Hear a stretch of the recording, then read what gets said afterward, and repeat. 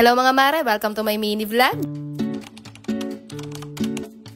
Ito na nga yung araw mga mare, nauuwi na uli ng Batangas yung nanay at mga kapatid ko. Napadala ko na rin nga pala sa kanila tong ref namin, kaya ito at dinefrost ko na muna. Tinanggal ko na rin lahat ng mga laman sa loob, tapos nilinis ko na rin. Nabili na kasi kaming bagong ref, kaya ipapadala ko na lang sa kanila tong luma. Tagal na rin talaga namin gustong palitan tong ref namin, ang kaso nga lang wala kami mapaglalagyan itong lumang ref. Sa itapon namin ipapadala ko na lang sa kanila. Nagana pa rin naman yan mga mare, ang kaso nga lang medyo nagyayelo na rin siya sa ilalim. Nahihirapan na rin talaga ako kapag nagde-defrost. Pinadala ko na rin nga pala yung mga sofa namin dahil meron din magbibigay sa amin ng bagong upuan. Nagtutuklap lang yung leather niyan mga mare, pero maayos na maayos pa yan, kaya nanghihinayang din talaga ako na itapon na lang. Baka pala't buong buo pa yung foam niyan sa loob at kapag nalagyan ng cover maayos na maayos pa rin talaga siya. Nga pala yung mga luma kong cabinet in-arbor na rin ng nanay ko, kaya pasensya na mga mare kung wala na akong maipapag-giveaway sa inyo. Siyempre pagdating na sa mga nanay natin hindi talaga natin sila po pwedeng tanggihan. Kaya yun nga mga mare, pagkaalis nila nagumpisa na rin ako magligpit-ligpit ng bahay. Dahil natanggal na nga yung sofa dito sa kwarto namin, at ibabalik na lang uli namin yung bed frame na dating nakalagay dito. Tinanggal namin to dito dati nung nag-uumpisa ng magkapang-gapang yung batang maliit dahil baka mahulog nga pero siya. Ngayon nga ang galing-galing niya na mag-akyat baba, kaya eto at ibinalik na lang uli namin. Namiss ko tong bed frame namin, dati-rati nga kasi kami lang mag-asawa yung nakahiga dito. Pero ngayon nga kami na nung batang maliit yung magkatabi dito at yung asawa ko naman dito na sa lapaghihiga. Kinagabihan naman nga eto dumating na rin yung bago naming ref. Mas mababa to ng konti kumpara dun sa lumang ref namin, pero parehas lang din sila ng lapat. No frost na nga pala tong binili namin at inverter na rin, kaya hindi na ako mahihirapan ngayon mag-defrost at mas matipid na rin to sa kuryente. Sobrang saya ko talaga mga mare dahil paunti-unti nabibili na namin yung mga gusto naming bilhin sa bahay. Proud talaga ako sabihin na ito nga ay katas na ng aking pagbablog, fully paid, hindi hulugan.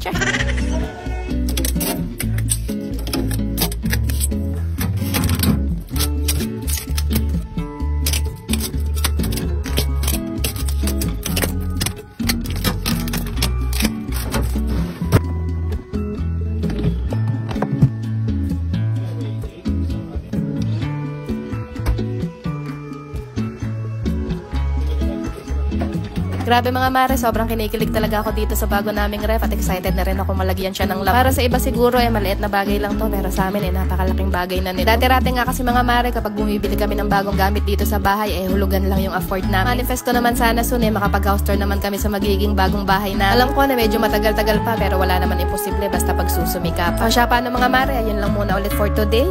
Ang dami nga palang nagtatanong at nagme-message kung saan ko daw nabibili yung mga gamit ko dito sa bahay. At pasensya na mga mare kung hindi ko na kayo ma-replyan isa-isa. Para makita nyo yung mga link, pumunta lang kayo dito sa profile ko. Click nyo lang yung website at madadirect na kayo sa list of products ko. Nakaramihan nabili ko lang din online. Click nyo lang tong arrow sa taas para lumabas yung mga categories. Kung sa kitchen yung nagustuhan yung gamit, click nyo lang yung kitchen at lalabas na dyan lahat ng mga gamit ko sa kitchen. Click nyo lang yung nagustuhan yung gamit at madadirect na kayo sa orange app. Ayun lang muna ulit mga mare for today's gana. Maraming salamat sa inyong panonood. Babu!